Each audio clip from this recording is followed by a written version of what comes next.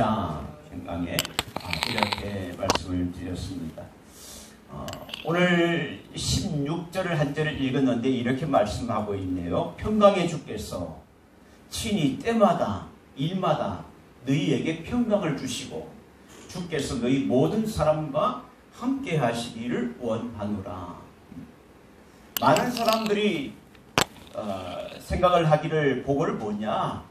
돈을 많이 버는 것이 복이라고 생각하고 건강한 것이 복이라고 생각하고 또 권세를 잡거나 명예를 얻는 것이 그렇게 복이라고 생각합니다. 물론 그것도 우리가 살아가면서 필요한 복인 줄 믿습니다. 그러나 그것들이 진정한 복이냐, 그것이 변하지 않는 복이냐라고 생각한다면 그것은 환경에 따라서 변화될 수밖에 없기 때문에 그것이 온전한 복이라고 말할 수 없습니다. 어르신들이 말씀을 하시기를 그렇게 하잖아요. 하루가 다르다고 그렇게 말씀하시는 것이 듣습니다.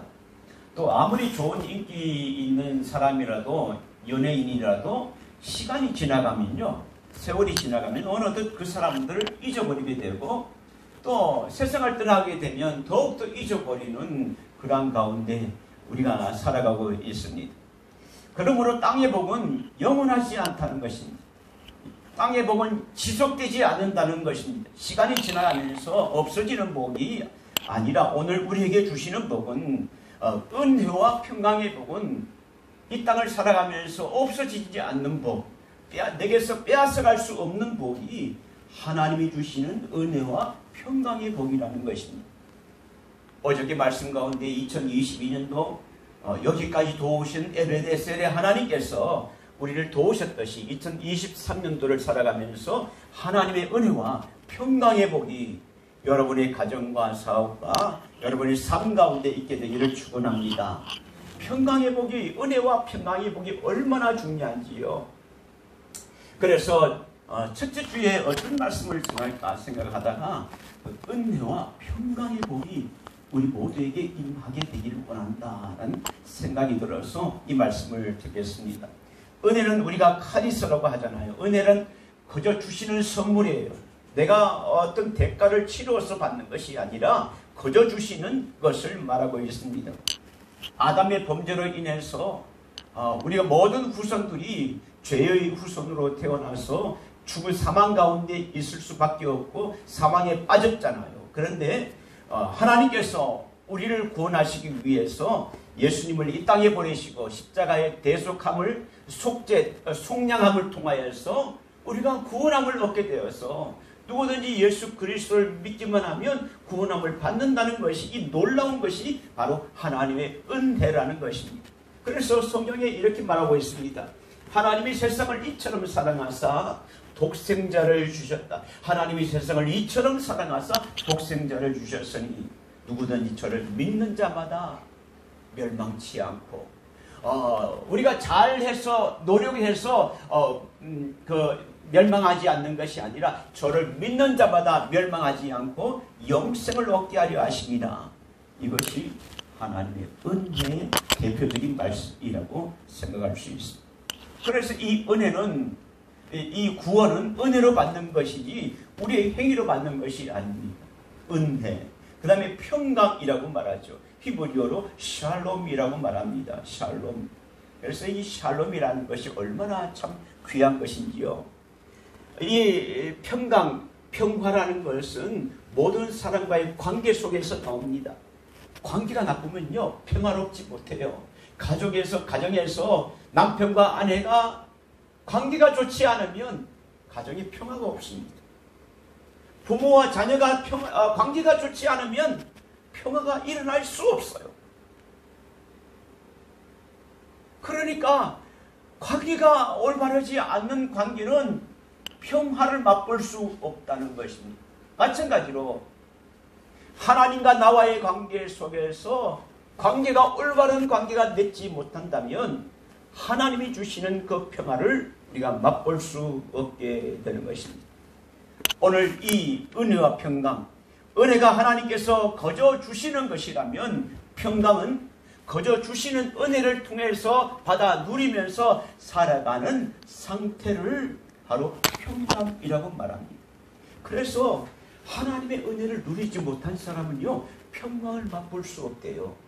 그렇잖아요. 하나님의 은혜를 받은 사람이 누리는 삶을 평강이라고 한다면, 하나님의 은혜를 받지 않는 사람은 평강을 누릴 수 없다는 거예요.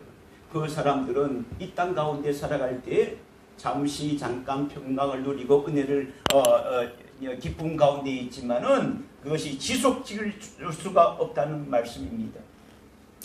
그래서 오늘 이 바울 서신을 보게 되면 항상 바울 서신에서 은혜와 평강이라는 그 단어가 여러 군데 나오는 것을 보게 됩니다. 여러분 한번 찾아볼까요? 로마서 한번 찾아보겠습니다. 로마서 1장 7절 한번 찾아볼까요? 로마서 1장 7절 한번 찾아보겠습니다. 찾았으면 한번 읽어볼게요. 239쪽 로마서 1장 7절 시작. 로마에서 하나님의 사랑하심을 받고 성도로 부르심을 받은 모든 자에게 하나님 우리 아버지와 주 예수 그리스도로부터 은혜와 평강이 있기를 원하노라. 자, 이게 보세요. 중요한 게 있습니다. 은혜와 주 예수 그리스도의 은혜와 평강이 모든 사람에게 있는데 그 모든 사람이 단서가 있어요. 어떤 것입니까? 자, 하나님의 사랑하심을 받고 성도로 부르심을 받은 모든 사람, 아무나 모든 사람에게 은혜와 평강을 주시는 것이 아니라 하나님의 사랑을 받고 성도로 부르심을 받은 모든 자에게만 주시는 것이 바로 은혜와 평강이라는 것입니다. 고린도전서 한번 살펴볼게요. 고린도전서 1장 바울 서신에 보면 항상 앞쪽에 인사말을 은혜와 평강이라고 말하고 있습니다. 고린도전서 1장 3절 같이 읽어보겠습니다. 고린도전서 1장 3절 시작. 하나님 우리 아버지와 주 예수 그리스도로부터 은혜와 평강이 있기를 원하노라. 자, 뒤에 고린도후서, 자, 바로 뒤에요. 고린도후서 1장 2절. 자, 고린도후서 1장 2절. 자, 다 같이 읽겠습니다. 시작. 하나님 우리 아버지와 주 예수 그리스도로부터 은혜와 평강이 있기를 원하노라. 하나만 더 찾아볼게요. 여러 개 있는데요. 에베소서 또 뒤에 고린도후서 때문에 에베소서 1장 2절. 자, 1장 2절 찾습니다. 시작. 하나님 우리 아버지와 주 예수 그리스도로부터 은혜와 평강이 너희에게 있을지어다. 또 하나만 찾아볼게요. 뒤에 가서 빌립보서 찾아볼게요. 빌립보서 1장 2절. 1장 2절 시작. 하나님 우리 아버지와 주 예수 그리스도로부터 은혜와 평강이 너희에게 있을지어다. 바울 서신에서 보면 바울은 항상 서두의 인사를 너희에게 하나님을 믿는 너희에게 또 부르심을 받는 성도로 부르심을 받는 너희에게 하나님의 은혜와 평강이 있기를 원하노라. 항상 서두의 인사를 그렇게 했다는 거예요. 2023년도를 시작하면서 여러분의 가정 가운데 물질의 복도 있어야 되겠지만은 우리에게 빼앗을 수 없는 하나님의 은혜와 평강의 복이 여러분 가정에 나의 삶 가운데 여러분의 삶 가운데 있게 되기를 예수님의 이름으로 축원합니다. 은혜를 받았으면 평강이 있는 거지. 그래서 성경에 읽었던 것처럼 평강과 은혜라고 말하지 않고 은혜와 평강이 있을지어다 라고 말하고 있는 것을 보게 됩니다. 왜냐하면 하나님이 주시는 은혜를 받은 사람이 평강을 누리기 때문에 그렇습니다. 자, 하나님이 주시는 은혜와 평강은 이 세상 사람들 모두에게 주시는 것이 아니라 다 주시는 것이 아니라 오직 예수를 믿는 성도로 부심을 받는 자 안에서 믿음 안에서만 주어지는 것이 은혜와 평강이다. 그러므로 우리가 예수를 믿는다는 것이 얼마나 복인 건가? 얼마나 복된 것인가? 복된 삶을 우리가 살고 있는 것인가? 우리가 다시 한번 생각하게 됩니다. 2023년도 1월 1일이잖아요. 첫날인데 살아가는 이 한 해 하나님의 은혜와 평강이 날마다 우리 삶에서 충만해지기를, 그렇게 살기를 간절히 바랍니다. 그렇다면 은혜와 평강을 누리며 살아가기 위해서는 어떻게 해야 될 것인가? 어떻게 해야 될 것인가? 그것은 은혜와 평강의 통로는 무엇입니까? 하나님이 은혜와 평강을 주시는 통로임을 알아야 되고, 예수님을 주인으로 섬기고 살 때에 은혜와 평강이 오게 되는 것입니다. 제가 이것은 찾았습니다. 베드로후서, 자 볼게요. 안 찾았습니다. 베드로후서 한번 눌러보세요. 베드로후서 1장 2절 시작. 하나님과 은혜와 평강을 얻으려면 어떻게 됐냐? 제가 하나님이 은혜와 평강을 주시는 통로이다 라고 말씀드렸고, 예수님을 주인으로 내 삶의 주인으로 살아갈 때에 은혜와 평강이 이루어진다라고 했는데, 오늘 이 말씀을 제가 보다 보니까 이 말씀이 연결되더라고요. 하나님과 우리 주 예수를 알므로, 안다는 것은 지식적으로 아는 것일까요? 아닙니다. 다른 말로 하나님과 우리 주 예수 그리스도를 믿음으로, 신뢰함으로, 그분을 바라봄으로, 하나님과 우리 주 예수를 믿음으로, 신뢰함으로, 바라봄으로 은혜와 평강이 너희에게 더욱 많을지어다. 그러므로 우리가 은혜와 평강을 받기 위해서는 하나님을 신뢰하고 예수 그리스도를 믿고 그분을 의지하고 그분을 표대를 바라보며 살아갈 때에 이러한 주시는 은혜가 있다는 사실입니다. 또 두 번째는 은혜를 사모하는 자에게 주시는 것이 사모하는 자에게 주시는 것인데요. 자, 고린도전서 12장 31절 다 같이 읽어보겠습니다. 시작. 너희는 더욱 큰 은사를 사모하라. 너희는 더욱 큰 은사를 사모하라. 사모하는 자에게 주시는 은혜가 있잖아요. 네? 정말 사모하는 자에게 하나님이 주신다고 했습니다. 간구하는 자에게 하나님께서 구하라 주실 것이요 라고 했는데, 큰 은사를 사모하는 자에게 하나님의 은혜를 주시고 하나님의 평강을 주시고, 내가 또한 가장 좋은 길을 너희에게 보이리라 말씀하고 있습니다. 오늘 이 데살로니가 후서를 봤는데, 그 당시에 데살로니가 교회의 상황은 어떠냐면, 예수를 믿는다고 해서 많은 핍박 가운데 있었습니다. 불안한 거예요. 힘든 신앙생활을 하고 있었습니다. 또 하나는 뭐냐면, 데살로니가 교회에 잘못된 신앙 사상이 들어왔습니다. 그것은 예수님이 재림에 대한 것을, 예수님이 재림하신다라고 해서 곧 재림하실 것처럼 성도들에게 그것이 소식이 퍼져나가서 성도들이 불안하고 있는 거예요. 제대로 사역을 하지 않는 거예요. 예수님이 오시는데 우리가 일할 필요가 뭐 있어? 재림이 가까웠는데. 그러니까 잘못된 사상이 있었던 것입니다. 그런데 사도 바울이 하나님의 은혜와 평강이, 이 불안하고 상처 입었던 이 심령들, 어떻게 할지 모르는 이 사람들에게 사도 바울이 너희에게 은혜와 평강이 있을지어다 라고 말할 때 그 선포가 많은 성도들에게, 데살로니가의 성도들에게 큰 위로가 되었을 것입니다. 여러분, 우리는 어떠합니까? 북한의 핵 위협이 있죠. 얼마 전까지만 해도 무인기가 들어와서 우리나라를 헤집고 다녔잖아요. 다녀가지고 이게 인천공항과 김포공항이 비행기가 뭐 한 40-50분간 이륙을 뜨지를 못했대요. 위험하니까. 그리고 그것이 한번 끝날 줄 알았는데 그 다음에 또 들어왔잖아요. 또 새해 첫날부터 또 미사일을 쏘았잖아요. 이런 불안한 가운데 오늘날 현실은 정말 그런 현실과 비슷하다고 생각합니다. 여러분, 그때 우리는 어떻게 됐냐? 힘 있는 큰 손, 능력의 손이 나와 함께 한다면 얼마나 좋을까요? 그 능력의 손, 힘 있는 손은 바로 창조주 하나님이십니다. 요한복음 14장 27절에 이렇게 말하고 있습니다. 자, 같이 읽어볼까요? 시작. 평안을 너희에게 주시노니 곧 나의 평안을 너희에게 주노라. 내가 너희에게 주는 것은 세상이 주는 것과 같지 아니하니라. 너희는 마음에 근심하지도 말고 두려워하지 말라. 여러분 보십시오. 평안은 누가 주시는 거예요? 곧 나의 평안. 누가 주시는 거예요? 예수님이 말씀하셨어요.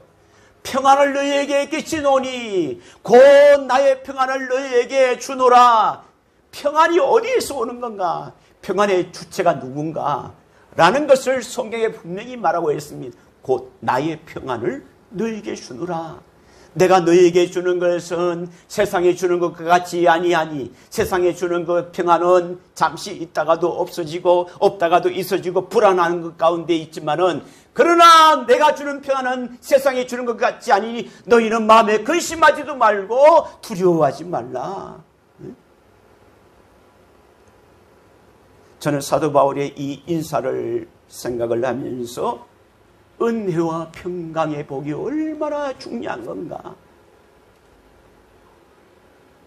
사업을 하는 사람, 또 직장을 가는 사람, 가정을 가는 사람, 또 장래의 모든 계획을 가지고 있는 사람에게도 하나님의 그 소원을 들어주는 것도 좋지만은 많은 것을 가지고도 그 마음에 평강을 이루지 못한다면, 그건 불안하다면 그게 복이 참된 복이 될 수 없는 것입니다. 하나님의 자녀로 부르심을 받은 우리가 은혜를 받았기 때문에 모든 사람에게 주시는 것이 아니라 성도로 부르심을 받은 우리들에게만 주시는 것이기에, 그 은혜이기에 평강이 따라온다는 사실입니다. 그래서 2023년도 하나님의 은혜를 받은 우리들에게 모두에게 평강의 선물이 있으면 좋겠다. 환경에 따라서 변화되는 많은 과정이 있고, 직장에 따라서 또 사업에 따라서 또 주변의 환경에 따라서 변화되는 것이 많이 있지만은 곧 나의 평강을 너희에게 끼치노라. 너희 평안을. 세상의 어떤 환경 가운데 흔들리지 않는 평안, 주님이 주시는 평강, 평안, 이 평강의 복이 우리들에게 임하기를 간절히 축원합니다. 여러분 16절에 이렇게 말하고 있습니다. 평강의 주께서 말하잖아요. 이 말씀과 똑같아요. 16절에 이렇게 말하고 있습니다. 평강의 주께서, 자, 평강의 주께서 친히 때마다 일마다 너에게 평강을 주시고, 주님은 어떤 주님이신가? 평강의 주님이시다는 거예요. 사랑의 주님, 사랑의 주, 평화의 주, 위로의 주, 많이 있죠. 여기는 평강의 주께서 어떻게 됩니까? 여기 보면, 자, 데살로니가 다시 살펴봅시다. 데살로니가 본문 3장, 데살로니가 우서 3장 16절, 오늘 한 절 말씀 다시 한번 읽어보겠습니다. 자, 찾아보십시오. 자, 시작. 평강의 주께서 친히 때마다 일마다 너희에게 평강을 주시고 주께서 너희 모든 사람과 함께 하시기를 원하노라. 첫 번째는 평강의 주라고 그랬어요. 평강의 주. 우리 주님이 평강의 주인이시다. 또 두 번째는 주께서 언제 우리에게 평강 주시기를 원하냐? 때마다 일마다. 어느 순간이 아니라 때마다 일마다 항상 무시로 우리에게 주시는 은혜가 바로 평강이라는 사실입니다. 어느 한 속에 한 번 주시고 나온 것이 아니라 때마다 일마다라는 것은 지속적으로 계속적으로 주시는 은혜가 때마다 일마다입니다. 평강은 하나님의 말씀을 따라 사는 자에게 하나님이 주시는 것인데, 하나님이 주신 것은 환경에서 오는 평강은 일시적이지만은 그러나 하나님이 주신 것은 지속적이라는 것. 예수님과의 이 평강은 예수님과의 관계 속에서, 하나님과의 관계 속에서 나온다는 거예요. 그러므로 먼저 사람과의 관계를, 평강을 누리기 위해서는요, 사람과의 관계를 잘 해야 돼요. 가족들 관계를 잘해야 되고, 부모와 자녀의 관계를 잘해야 되고, 목사와 성도의 관계를 잘해야 되고, 더욱더 중요한 것은 하나님과 나와의 관계가 멀어지면 평강을 찾아볼 수 없습니다. 하나님이 원하지 않는 삶을 살아가게 되면 평강을 찾아볼 수 없습니다. 여러분, 도둑이나 살인자들이 왜 평강이 없을까요? 죄가 그 속에 있기 때문에. 그러니까 하나님과 적대적인 그 상황을, 환경을 자꾸 그 속에 들어가기 때문에 불안한 거예요. 그래서 자꾸 뒷골목만 다니는 거예요. 경찰들 오면 스스로 도망가는 거예요. 네? 죄가 있으면 하나님과 관계가 멀어지게 되면 평강을 찾아볼 수 없습니다. 여러분, 평강의 주께서 마음의 평강이 임하면요, 흔들림이 없습니다. 환경에 지배받지 않습니다. 하나님이 주시는 평강이 있으면, 주기철 목사님 감옥에서도, 유대인들이 그 가서실에서도 평강의 주님을 바라보고, 여기도 하나님이 나와 함께 하신다라고 고백하는 그들의 고백을 생각을 해보십시오. 마음의 평강이 있으면 흔들리지 않고 두려움이 없고 낙심되지 않는 이 복. 2023년도는 하나님이 주시는 귀한 은혜를 받은 우리들에게 평강의 복이 여러분 가정에, 직장에, 또 사업에도, 우리 삶에도 이런 귀한 은혜가 있게 되기를 축원합니다. 기도하겠습니다. 하나님 감사합니다. 우리에게 은혜를 주셨습니다. 죄로 인해서 하나님과 적대적이고 사망 가운데 빠졌던 우리들을 구원하시기 위해서 이 땅에 예수님을 보내시고 십자가의 보혈로 우리의 모든 죄를 속량하신 것, 내 죄의 대가를 예수님께서 치르시고 그 은혜로 예수 그리스도를 바라보는 자에게 구원의 놀라운 은혜를 허락하여 주셨사오니 감사합니다. 이제 하나님의 부름을 받은 성도로 우리가 왔사오니 또 은혜를 받은 우리 성도로 부름을 받은 자에게 평강을 주신다고 약속하셨습니다. 하나님이 약속된 이 약속을 우리가